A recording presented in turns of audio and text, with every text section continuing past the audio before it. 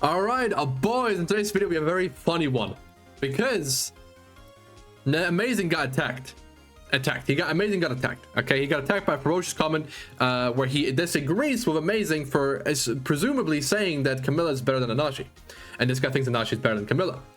Now, Amazing is so angered by this that he feels the need to say all this. Okay, I feel like we're past that as YouTubers to get this upset at one guy commenting, and this guy is being very respectful for a Grand Cross standard comment or YouTube comment in general, right? Very, I would say, right? At least this, right? He's actually giving reasoning, and then this is just cringe internet talk that's always provocative, right? So it is what it is, right? People, I can't find anyone in the Grand Cross community, even like my friends here, no one that I could have a conversation with or an argument about anything without them sounding stupid.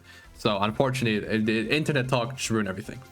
Now, Amazing has tagged me in this, and now on the reply of the Broly image, because I didn't have context, and I still have real context, but I thought I'd make the video on who I think is better between Nanashi and Camilla, and I'm always right. So I thought it'd be perfect if I make the video, right? Now, a lot of times when it comes to evaluating things in games in general, right? Be it gacha games, other games, if it's made by people, which is going to be most people in general, who don't bother much with competitive games, right? Fighting games, mobile shooters, well, tactical shooters specifically, because let's not put arcade shooters in the same category. At a high level, a competitive level, they don't bother with that much. When they make tier lists, their way of thinking is usually very flawed or very minimal. I will have to say. Now, I love Amazing, and I assume that he doesn't mean. Well, okay. First and foremost, I think Nanashi's better than Camilla. Okay, I think Camilla's not bad, but I think Nanashi's better in every way. Or in 99% of ways. Now, in his video, okay, he probably did the Grand Cross thing, where people, or like the thing about tiers in general that I'm just talking about, where they take one thing, and then that one thing blows their own mind, because they're like, dude, I just had this insane thought.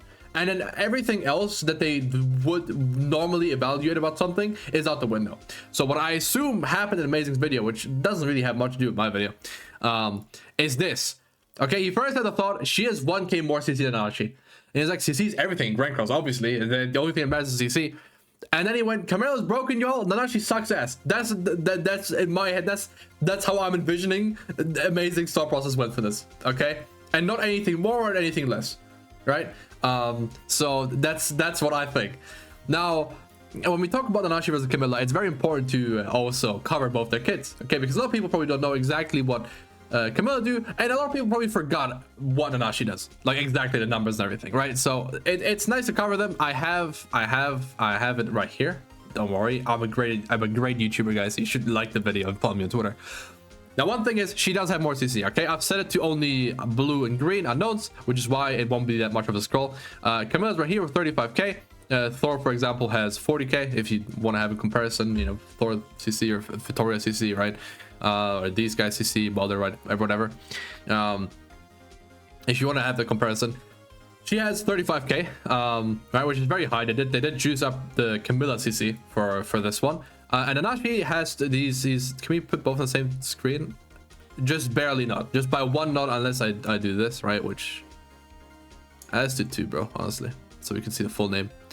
And nothing comes up. All right, 35k, 33, well, almost 34k essentially, right?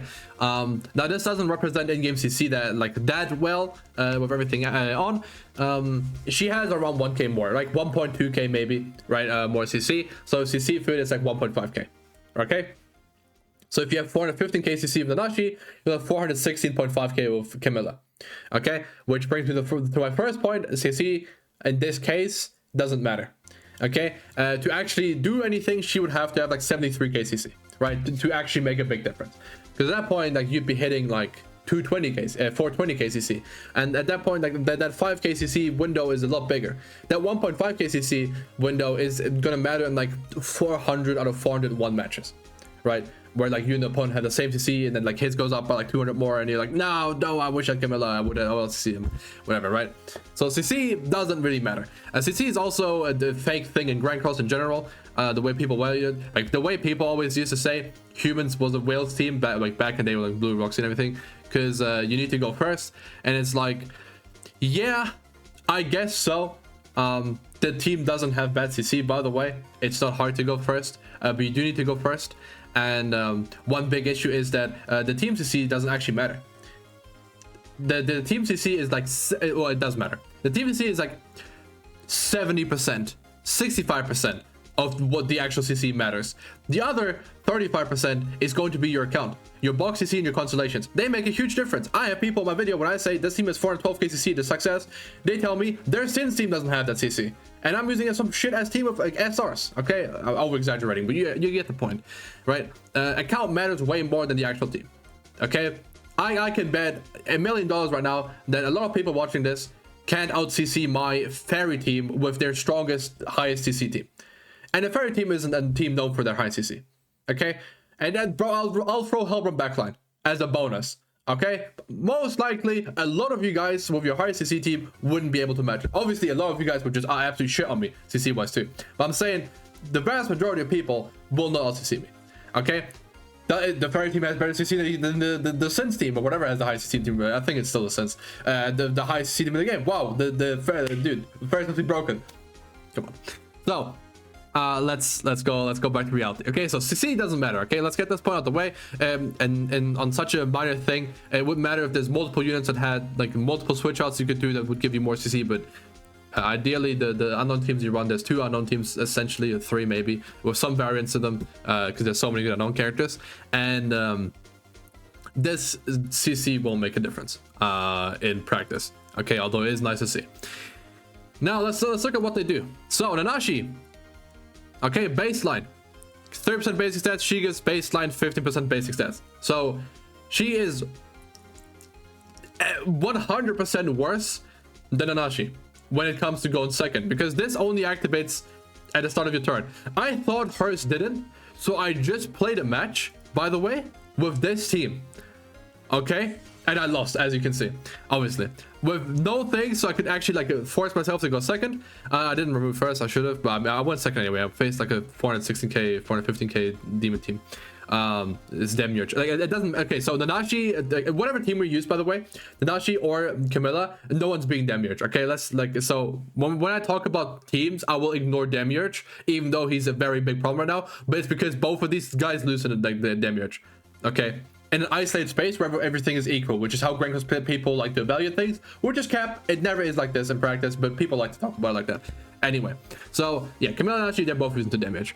But I tried this just to test if you get the buffs going second, and you don't. You only get the basic stats, the 50% basic stats, okay?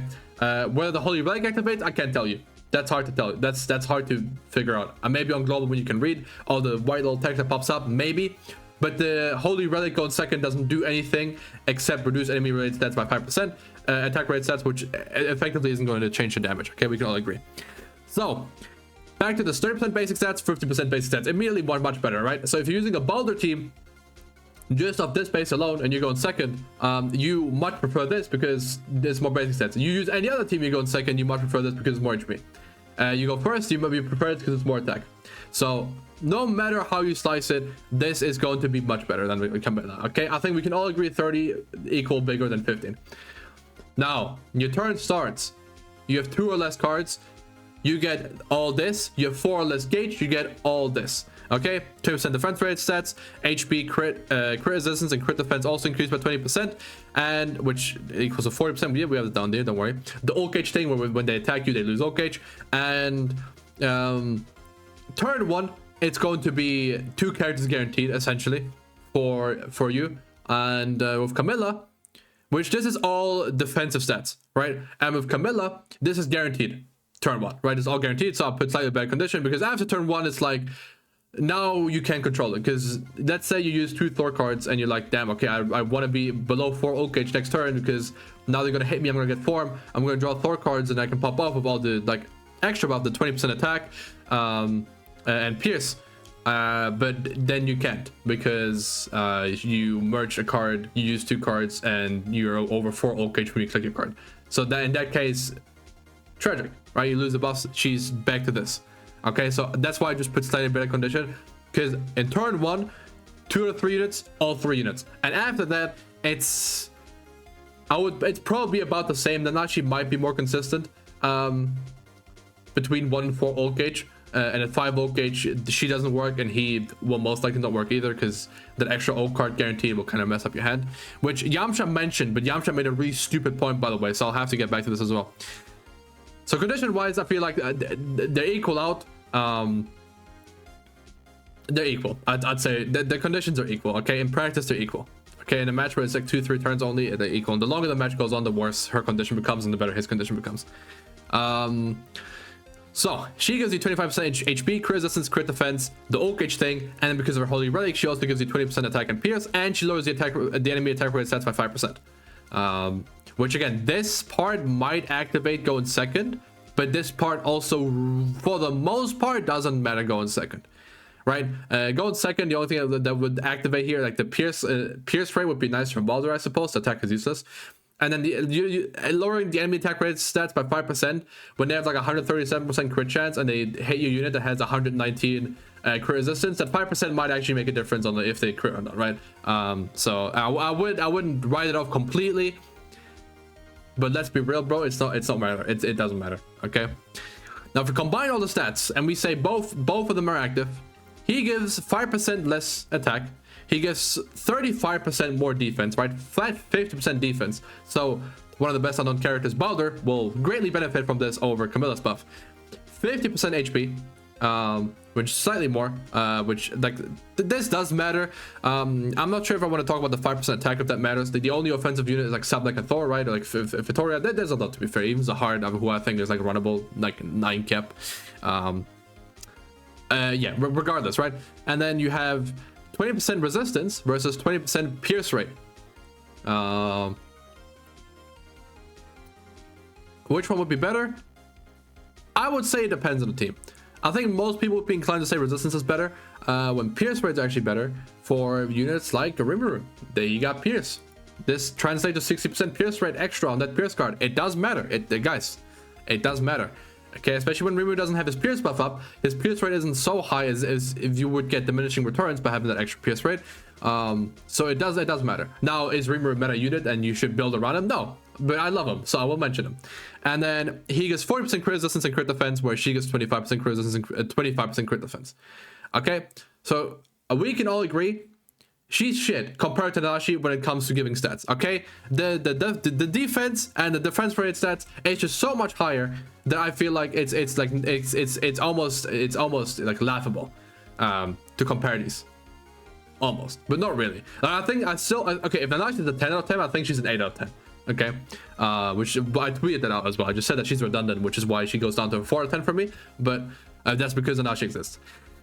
Okay, so let's way worse going second, and going first also worse. So she's just worse, I'd say, right?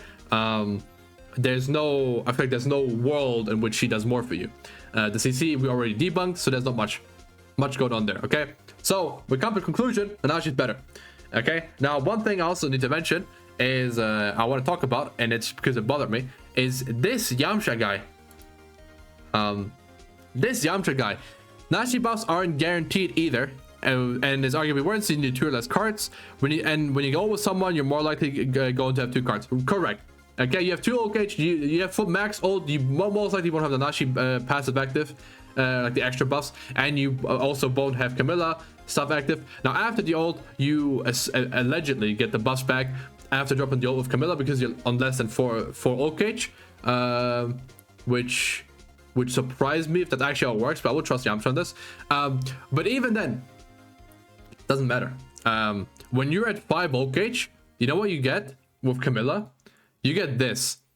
When you're at 5 ult gauge and you don't have 2 cards, you have more than 2 cards, because that's relatively likely to happen. But at the same time, it's not, because usually you will use your cards to get that ultimate, and then the only card in your hand will actually be the ultimate, so you would get the rest. But offensively, having the cards and not having the cards doesn't change for this.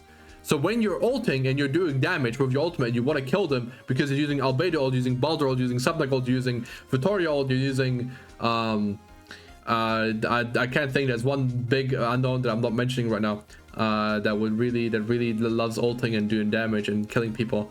Well, Hell ult as well, I guess. Thor. Oh my god, yeah, Thor ult. you don't care about the defense, these stats. Okay, so worst case scenario, you don't have these stats, it doesn't matter because you click this ult with 30% attack and you win. With Camilla, on the other hand, you're 5 ult gauge, and suddenly on your ultimate you only have 15% attack, and that's it, and nothing else. This whole just disappears. So you do more damage with Nanashi on the ultimate. So this argument is silly. And if you're using an ultimate not to kill, you're wasting an ultimate. Like Gold Ultimate is the only one where it's like, okay, maybe, right? But even Gold kills, and secondly, like you wouldn't run Gold on a Nanashi team most likely anyway. So I think Yamcha had this exact thing. It's like after you ult, you get thingy back, you get the bus back.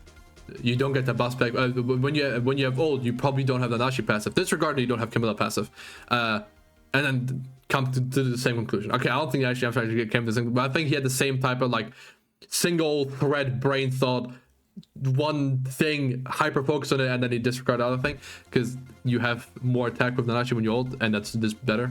And you have 50% more. You have double the basic stats of you have double the Camilla backline when you ult with someone. Okay, so anyway, 3 likes though, because of people are like, dude, he's right. You get your bus back with Camilla allegedly, and you're not gonna have it active. You're not gonna have the Nanashi buff active when you're max ult gauge because of the card. It's like, yeah, okay. And then that's when they stop thinking, I think. Regardless, I love everyone in this thread, especially Devo. But yeah, anyway, he tagged me at this, and I was like, I'll make a full video about this, but raw enough. Anyway, I hope you guys enjoyed. I hope this was a fun little thing you could put on the background. But that's it from me, Ciao.